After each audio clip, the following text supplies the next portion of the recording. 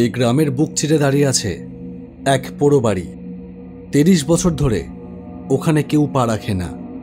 যারা একবার সেই বাড়ির ভেতরে গেছে তারা আর ফেরেনি। এগুলো সবই লোককথা, আর সেই লোককথার টানেই আমার এই গ্রামে আসা। আমি অর্ক, জন্মগতভাবেই কলকাতায় থাকি, কিন্তু গ্রাম আমায় অসম্ভব রকমভাবে টানে। পেশায় আমি একজন লেখক, সংবাদপত্র এবং পত্রপত্রিকায় লেখালেখি করি। দুদিন আগে বাড়িতে বসে আমার ৫ম উপন্যাসের ক্লাইম্যাক্স নিয়ে ভাবছি, এমন সময় ফোনটা এলো। হ্যালো, কে বলছেন? নমস্কার স্যার, আমি বুকশেল পত্রিকা থেকে বলছি। ও হ্যাঁ হ্যাঁ, বলুন।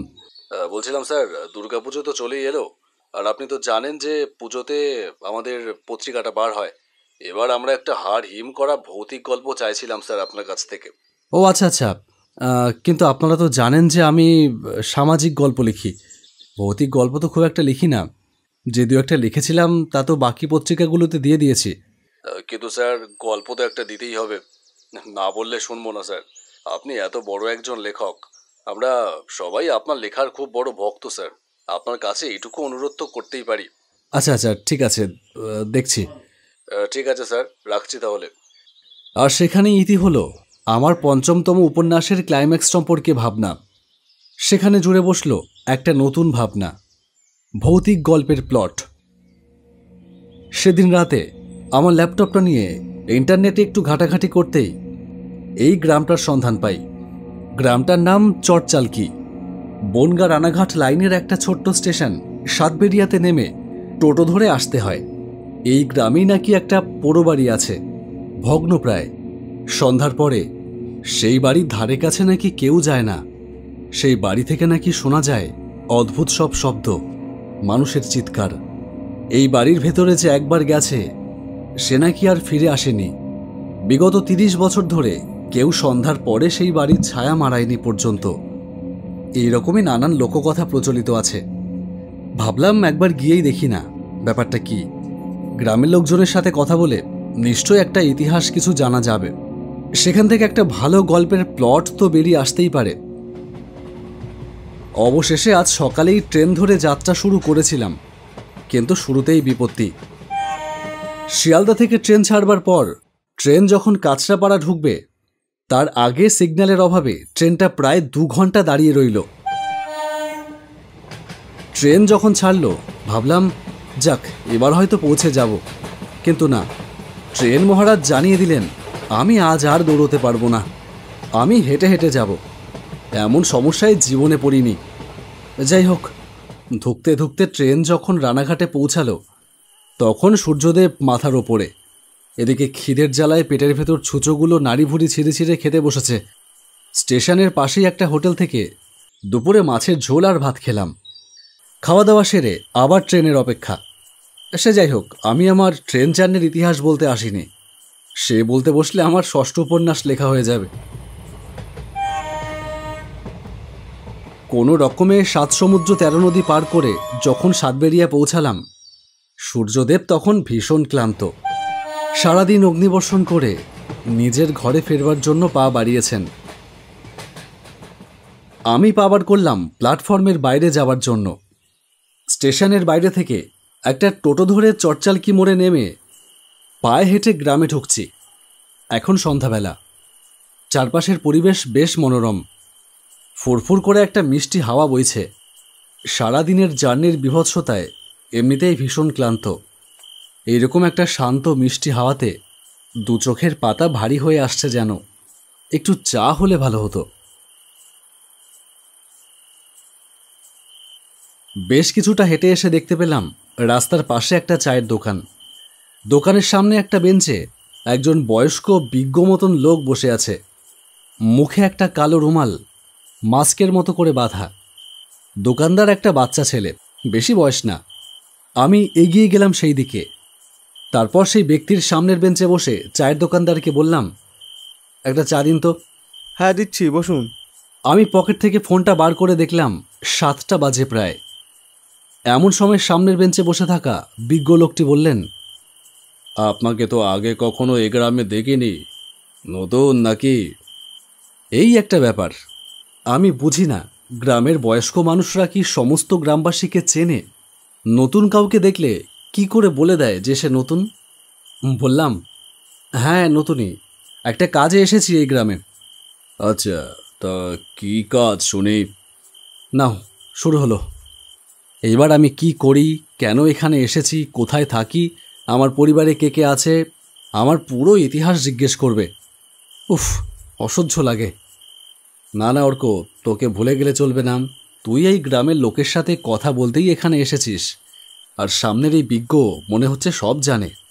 কথা বল অর্ক, কি ব্যাপার? চুপ করে আছেন যে? কোনো ব্যক্তিগত কাজ নাকি? আপনি বলতে না চাইলে না বলতে পারেন, কোনো সমস্যা নেই। আরে না না, আসলে একটা জিনিস নিয়ে ভাবছিলাম। ও আচ্ছা, তা আপনার বাড়ি কোথায়? আমার বাড়ি কলকাতায়। আমি বিভিন্ন পত্রপত্রিকা, সংবাদপত্রে লেখালেখি করি আর কি, ওটাই আমার পেশা। একটা পত্রিকায় ভূতের গল্প দিতে হবে, তাই এই গ্রামে এসেছি ভূত খুঁজতে। সে কি মশাই, এই গ্রামে কি ভূতের চাষ হয় নাকি? মানে? মানে ওই যে বললেন ভূতের গল্প লিখবেন, তাই ভূত খুঁজতে এসেছেন। না না, আসলে আমি ইন্টারনেটে দেখলাম এই গ্রামে একটা ভূতুরে পোড়োবাড়ি আছে, ওখানে নাকি সন্ধ্যার পরে কেউ যায় না, ওখানে নাকি ভূত আছে। তাই সেই বাড়িটা দেখতে আর তার সম্পর্কে জানতেই এসেছি। দেখলাম লোকটার মুখটা কেমন যেন হয়ে গেল। চায়ের দোকানের ছোকরাটা বলল, হরি জেঠু, আবার আরেকজন। তারপর আমায় বলল, এই যে স্যার, আপনার চাটা খান, তারপরে বাসতে চাইলে স্টেশনের দিকে কেটে পড়ুন, ভুলেও ওদিকে পা মারাবেন না। কেন? হরি জেঠু, তুমিই বলো। সেই বিজ্ঞমতো লোকটা, মানে সেই হরি জেঠু, আমার দিকে তাকালো। তার চোখে যেন কিছু একটা আছে। না, ভূতে আমার বিশ্বাস নেই, তবুও মনে হলো তিনি এবার আমায় বসিয়ে জাকিয়ে যেন একটা ভূতের গল্প বলবেন। ছোকরা এসে চা দিয়ে গেল, আমি চায়ে একটা চুমুক দিলাম, আর বিজ্ঞ বলতে শুরু করলো। আজ থেকে 10 বছর আগের কথা। একটা লোক ছিল এই গ্রামে, তার নাম হরনাথ সামন্ত। বেশ বলিষ্ঠ চেহারা ছিল তার, যেমন ছিল গায়ের জোর তেমনই সাহসী। শহরে একটা বড় কারখানায় কাজ করত হরনাথ। অনেক কর্মচারী ছিল সেই কারখানায়, তবে সবার শেষে কাজে ঢুকেও ভালো কাজ করায় সব থেকে বেশি মাইনে ছিল হরনাথের। অন্যান্য কর্মচারীরা এই জন্য তাকে হিংসাও করত। একদিন তাদের ষড়যন্ত্রে হরনাথের কাজটা চলে যায়। হরনাথ গ্রামে ফিরে আসে, ভাবে গ্রামেই একটা দোকান খুলবে সে। হরনাথ সেই পোড়োবাড়ির ভয় সম্পর্কে জানতো না। সে ঠিক করে যে সে বাড়ির সামনে যে জায়গাটা আছে সেখানেই সে একটা দোকান করবে। গ্রামে সবাই বারণ করে ওকে, কিন্তু সে শোনে না। দোকান তো সে খুলল, কিন্তু দোকানে দিনের বেলা লোক গেলেও সন্ধ্যার পরে আর কেউ যায় না। সবার তো একটা ভয় ছিল ওই বাড়িটা নিয়ে। একদিন সন্ধ্যাবেলা হরনাথ সিদ্ধান্ত নেয় গ্রামবাসীর এই ভয় সে ভাঙবে।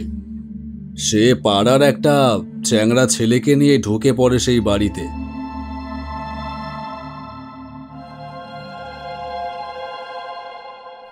বাড়ির দরজার বেহাল অবস্থা, একটা ঠেলা দিতেই আওয়াজ করে খুলে যায় সেই দরজাটা, আর একটা ভ্যাপসা গন্ধ তাদের নাকে এসে লাগে। তারা বাড়িটার ঠিক মাঝখানে এসে দাঁড়ায়। তারপর হরনাথ চিৎকার করে বলে, কে আছিস এই বাড়িতে? বেরিয়ে আয় দেখি। এক বাপের বেটা হোস তো আয় আমার সামনে। এমন সময় লক্ষ্য করে দরজাটা একটা শব্দ করে বন্ধ হয়ে যায়। হরনাথের সাথে থাকা সেই ছেলেটা দৌড়ে গিয়ে ঠেলা মারে দরজায়, টানাটানি করে, লাথি মারে, কিন্তু যে দরজা মাত্র কিছুক্ষণ আগে একটা ঠেলাতেই ভেঙে পড়ার মতো অবস্থা হয়েছিল, অনেক শক্তি লাগিয়েও সেই দরজা এক চুল নড়াতে পারল না। এমন সময় একটা চাপা হাড় হিম করা হাসি শব্দে ভয় পেয়ে যায় হরনাথ। সে সাহসী ঠিকই, তাই বলে ভূতের সাথে তো আর লড়াই করতে পারে না। সে দেখল একটা কালো ছায়ামূর্তি ধীরে ধীরে আবির্ভাব হচ্ছে তার সামনে। এই বিশাল দেহী প্রেত, তার গা দিয়ে একটা পচা গন্ধ বেরোচ্ছে, মাংস পচা গন্ধ। গা গুলিয়ে উঠল হরনাথের। এদিকে সেই ছেলেটা ততক্ষণে জ্ঞান হারিয়েছে। হরনাথ কি করবে সে বুঝতে পারছে না। কিন্তু এখন ভয় পেলেও বুঝতে দেওয়া যাবে না। সে দৃঢ় কণ্ঠে বলে, কে তুই? আমি এ বাড়ির মালিক। আমার বাড়িতে অনধিকার প্রবেশ করছিস কেন? গ্রামের লোকের ভয় দূর করতে।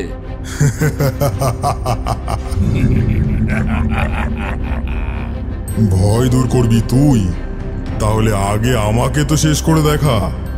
পুরো গ্রাম সন্ধ্যার পরে এই বাড়ির সামনে দিয়ে যেতে ভয় পায়।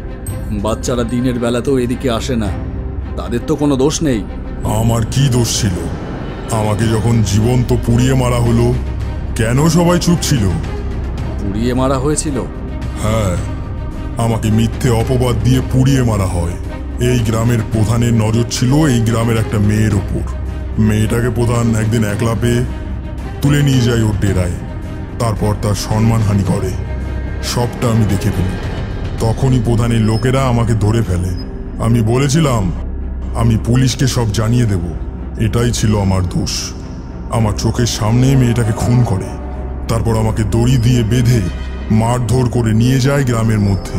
গ্রামের সবাইকে জানায় আমি নাকি মেয়েটাকে। কি দোষ ছিল আমার? কিন্তু আমি তো মুক্তি পেলাম না। আমি যখন মুক্তি পাইনি, তখন কেউ মুক্তি পাবে না, কেউ না।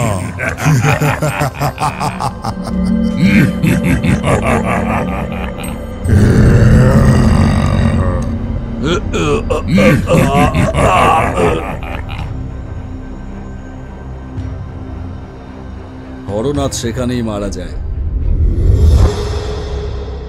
এতটা বলে সেই বিজ্ঞ থামল। আমি বললাম, তারপরে আর কি? যেমন চলছিল তেমনই চলছে। গ্রামের সবাই সেই ঘটনা জানে। তবে গ্রামে অচেনা কেউ এলে তাদের আমরা সাবধান করে দিই। ও আচ্ছা আচ্ছা, আপনি চাইলে আপনাকে সেই পোড়ো বাড়ি দেখাতে পারি, তবে সেই বাড়িতে আপনাকে ঢুকতে দেব না। তা কোথায় সেই পোড়ো বাড়ি? উঠে আসুন। আমি উঠে দাঁড়ালাম। সেই বয়স্ক লোকটা দোকানের সামনে গিয়ে দোকানের দিকে মুখ করে দাঁড়ালো। দোকানের সেই ছেলেটাও দোকান থেকে বেরিয়ে এসে দাঁড়ালো আমার পাশে। বয়স্ক লোকটা বলল, চোখ বন্ধ করুন। আমি চোখ বন্ধ করলাম।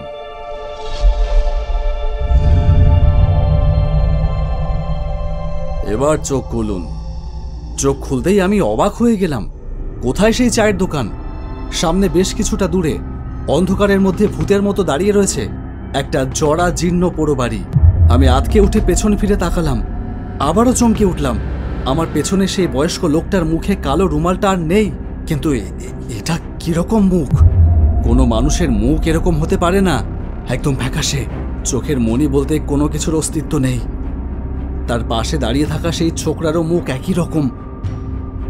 আমি সেই হরনাথ সামন্ত। আর এই যে আমার সাথে থাকা সেদিনের সেই ছেলেটা। এই চায়ের দোকানটাই আমি খুলেছিলাম, কিন্তু চালাতে পারলাম না। এই ছিল এই পোড়ো বাড়ি, আর এই আমাদের গল্প। শুধু সাবধান করতে হলে হয়তো আপনাকে আমাদের গল্পটা বলতাম না। শুনলেন তো আমাদের গল্পটা। দেখুন এই গল্পটাই পত্রিকায় ছাপিয়ে দিতে পারেন কিনা। আর একটা কথা, অনেক রাত হয়ে গেল, এখানে আর থাকবেন না, ফিরে যান। এখনই বেরোলে ট্রেনটা পেয়ে যাবেন। চলি।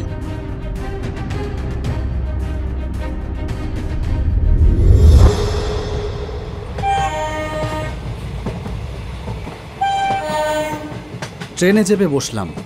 বুকশেল্ফের জন্য এবার একটা জমজমাট ভৌতিক গল্প দিতে পারবো না। গল্প নয়, সত্যি ভূতের ঘটনা, যেটা ঘটেছিল একটা পোড়ো বাড়ির সামনে।